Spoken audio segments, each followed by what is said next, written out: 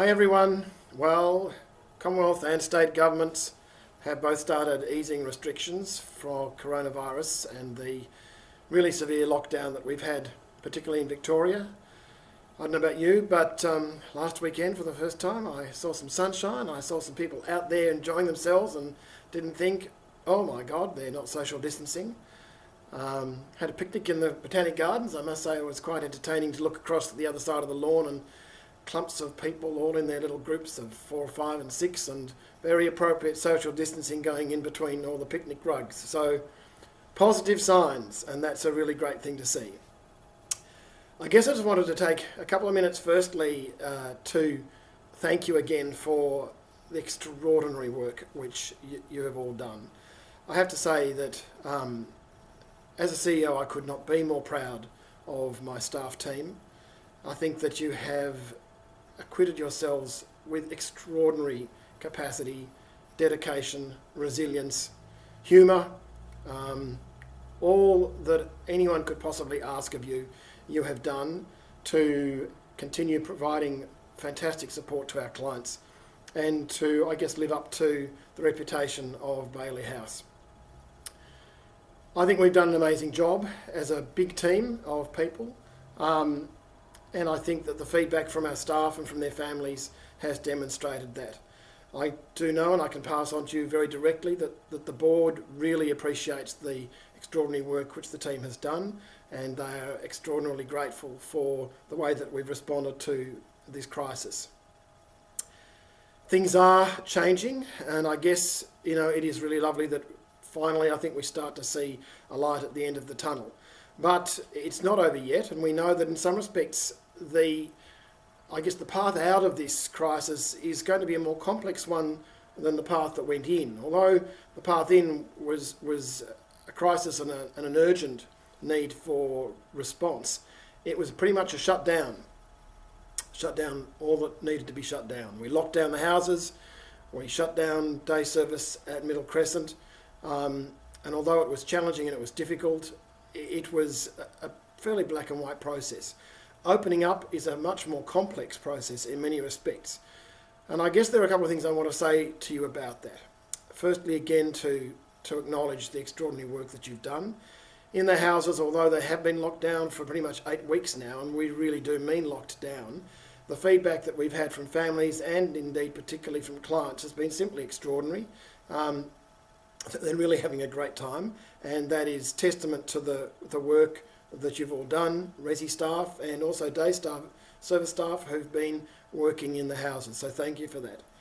In the day service area, of course, we did shut down face-to-face services other than for a few vulnerable clients, but remarkably, with the extraordinary endeavours of a huge number of people, we got Bailey House online very quickly, and we've been delivering a really diverse array of services through that platform for a lot of clients. We know it's not the answer for everybody. We know it doesn't suit everyone.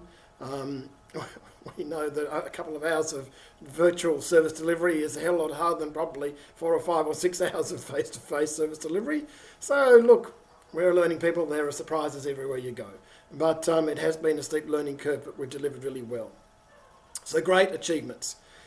As we return though, what we're planning, and the leadership team's working on this as we speak, is a 4-phase return to group activities. And they will be very carefully thought through and considered, and we will be consulting with staff around that. It's really important that everybody understands, I suppose, that whilst some changes have been announced by government, nothing technically at this point has changed either for residential services or indeed group activities. We are planning for group activity return because we anticipate that government restrictions will change in coming weeks, and we want to be ready for that when it happens rather than it take us by surprise and be unprepared. But nothing has changed. Government policy has not changed this area, and as it stands at present, we would not be able to return services to Middle Crescent even if we were ready to do so. And the same goes for residential services. The announcements made by Premier Daniel Andrews a week ago were very minor changes in terms of, in particular, people meeting with friends and close friends and relatives. they make absolutely no difference whatsoever to our residential services. They continue locked down and restrictions on access to those sites remain exactly the same. As we start planning for reduced return to group activities though, a number of things guide us. Firstly and foremost, you won't be surprised to hear the needs of our clients, and we will be endeavouring to provide services to clients who are at greatest need first off. The other equally important thing though is the safety of our staff. You guys are what make this place tick. You are our greatest asset, and we have a responsibility both legally and ethically to ensure that you have a safe workplace.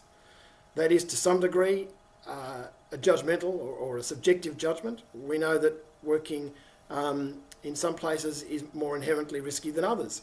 I'd like to think that working at Bailey House is not a high risk area, but we do know, of course, that in some respects it can be. What I want to assure you though is that we are looking very carefully at what return to work means in this environment. We are looking very carefully at what it means to start delivering face-to-face services with social distancing in place. We really understand that some of our clients will grasp this with support.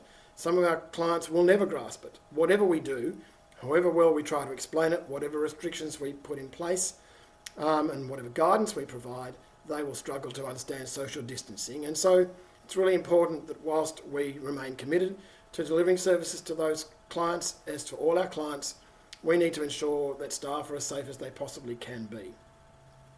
We also appreciate that there will be staff who will be anxious about returning to work.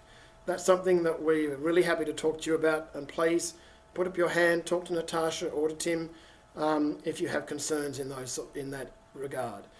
We will be providing a lot more detail over the next week or two. We don't anticipate that any services will be returning to Bailey House until at least the first week of June, and that is obviously dependent upon changes at government level in order that we can do that, but that's what we're planning for. We hope that it will be an orderly process. We certainly plan that it will be an orderly process, though inevitably I suspect that as we start to move back we will face challenges, however much we've planned for them. Taking everybody's temperatures at the door, masking tape on the floor, you can go here, you can't go there, shut this door, don't open that door. These will become a part of life. But, you know, one of the things we've learned out of this process, I think, is that as a community, as a society, we're actually a relatively compliant society, providing we understand the reason for the need. We do understand the reason for the need for change because of the coronavirus, and we absolutely understand the need that in returning to provide services for our clients on a face-to-face basis, there is a need for us to be sensible and practical to ensure that everybody remains safe. That is my commitment to you. You deserve it, and you deserve nothing less. I thank you again for taking care of our clients, supporting them, keeping them active, keeping them engaged, and I look forward very much to, at some stage in the future, actually being able to see you face to face. Wouldn't that be a treat? Thank you for all the work you've done. Stay well, stay safe, and we will be in touch to make sure that we are working with you all to ensure a safe return to services, to life as normal, whatever that means in a COVID environment. Thank you so much.